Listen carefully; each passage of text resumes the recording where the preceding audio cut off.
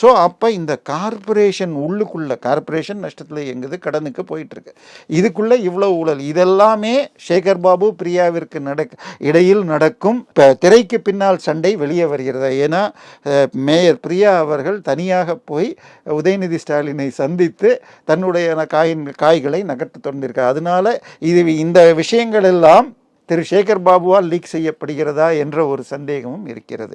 இன்னொன்று பார்த்தீங்கன்னு சொன்னால் திருப்பி மெட்ராஸ் கார்ப்பரேஷன் இந்த ஊழல், அதுக்கு பேர் என்ன, இது கக்கூஸ், அந்த இந்த துப்புரவு தொழிலாளர்களுக்கு மத்திய மோடி அரசின் திட்டத்தின் கீழ் சப்சிடியோடு அந்த மிஷின்கள், அந்த வண்டிகள் கொடுக்கறது, அது எல்லா மிஷின்களையுமே யார், நம்ம காங்கிரஸ் தலைவர் அவர் தனியாக எடுத்துக்கிட்டு அதை பற்றி வெளியிட்ட ஒரு ஊடகவியலாளர் வீட்டில் அராஜகம் நடந்தது. ஸோ இங்கே திமுகக்குள்ளே ஒரு மாவட்டத்துலேயும் செந்தில் பாலாஜி என்ன நினைக்கிறார், நேரு என்னை பற்றி போட்டு கொடுத்தது செந்தில் பாலாஜின்னு நினைக்கிறார்.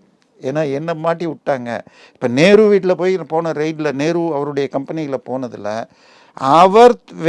அவருடைய துறையான தமிழக வாட்டர் சர்வீஸ் அண்ட் ட்ரைனேஜ் போர்டில் அவ்வளோ ஒரு அக்கிரமம். மோடி அரசு ஹர்கர்கா ஜல்னு சொல்லி ஜல்ஜீவன் திட்டத்தில் 60,000 கோடி ஒதுக்குனதில் பைப் லைனே போடாமல் வீட்டுக்கு வீடு குடிநீர் திட்டம் போட்டதாக ஸ்கேம் பண்ணியிருக்காங்க.